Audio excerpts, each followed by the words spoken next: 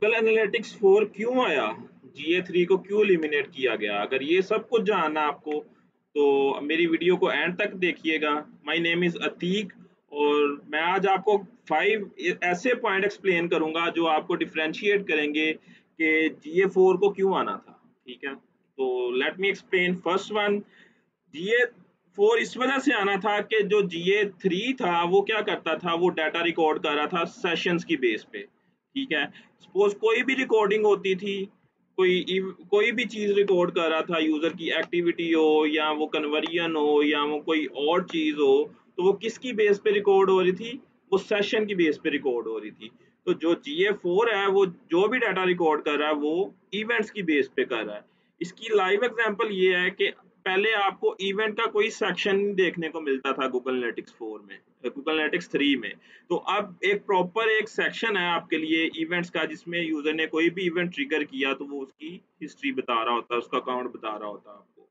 जो दूसरा core feature है जिसकी वजह से GA4 आया, वो ये था कि पहले जब जब भी आपने ट्रैकिंग करनी होती थी, सपोज आपने मोबाइल की ट्रैकिंग करनी होती थी, एंड्रॉयड मोबाइल की, या आपने iOS की ट्रैकिंग करनी होती थी, या आपने वेब की ट्रैकिंग करनी होती थी, तो उसके लिए आपको सेपरेट सेपरेट व्यू की प्रॉपर्टी में जाके व्यूज बनाने पड़ते थे। ठीक है, तो GA4 ने क्या किया है, आपको एक ही डाटा स्ट्रीम दे दी है, वो आप उसी को यूज करके एंड्रॉयड की, iOS की और अपनी डेस्कटॉप डिवाइसेस की आप ट्रैकिंग कर सकते हैं। ठीक है, तो ये दूसरा फीचर था जिसकी वजह से GA4 आया।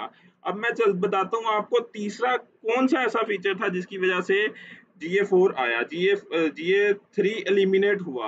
अब GA3 जो था वो क्रॉस डिवाइसेस अगर आपको ट्रैकिंग करनी थी, वो उसको सपोर्ट नहीं करता था, क्रॉस प्लेटफॉर्म्स या क्रॉस डिवाइसेस। तो जो GA4 है वो आपको क्रॉस डिवाइसेस भी ट्रैकिंग को सपोर्ट करता है। तो ये तीसरा इसका फीचर था जिसकी वजह से GA4 आया। अब मैं बताता हूँ आपको चौथा फीचर जिसकी वजह से GA4 की जरूरत पेश आई। अब आप सबको पता है ऑटोमेशन का दौर है, तो AI हर चीज में इन्वॉल्व हो रही है अब। तो AI को देखते हुए गूगल ने अपना एक फीचर इंट्रोड्यूस करवाया जिसमें वो बताता है, मैं आपको थोड़ा इंट्रोड्यूस भी करवा देता हूँ उसमें उससे, कि गूगल ने ऑडियंस के सेक्शन में जब हम जाते हैं, तो जब हम न्यू ऑडियंस क्रिएट करते हैं तो हमारे पास डाटा की बेस पे ये एक प्रेडिक्टिव का सेक्शन ऐड किया गूगल ने ऑडियंस में, कि हमारे पास डाटा की बेस पे हमें बता रहा होता है कि मेरे नेक्स्ट 7 डेज के बायर्स कौन से हैं, परचेजर्स कौन से हैं। उसके बाद मेरे 28 डेज के जो स्पेंडर हैं, जो मेरे ब्रांड पे स्पेंड करना चाहते हैं, वो कौन से हैं। ठीक है, तो ये एक चौथा फीचर है जिसकी वजह से GA4 आया। जो पांचवा फीचर है जिसकी वजह से GA3 को एलिमिनेट करना पड़ा और GA4 आया, वो ये था कि जो GA3 था वो जब डाटा रिकॉर्ड करता था, वो कुकीज की बेस पे कर रहा था सिर्फ। ठीक है, तो जो GA4 है वो कुकीज और गूगल के सिग्नल्स की बेस पे डाटा रिकॉर्ड कर रहा है। इसकी एग्जांपल मैं ऐसे दूंगा आपको, ये इस तरह प्रूव करूंगा कि जब हम आते हैं सेटअप असिस्टेंट में, तो गूगल ये देखें, ये एक सेक्शन है turn on signals, Google signals, कि ये सिग्नल्स आप ऑन करें। ठीक है, तो आपको क्या होगा, इसकी बेस पे भी आपका डाटा रिकॉर्ड हो रहा होगा।